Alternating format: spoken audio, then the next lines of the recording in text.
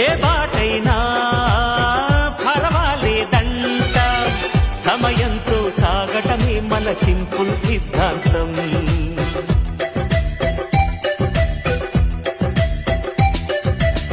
చిరుగాలికి పరిమళమిచ్చే సిరిమల్లెల వనమై ఉందాం, గగనాన్ని నేలను కలిపి హరివిల్లుల బంతెన అవుదా.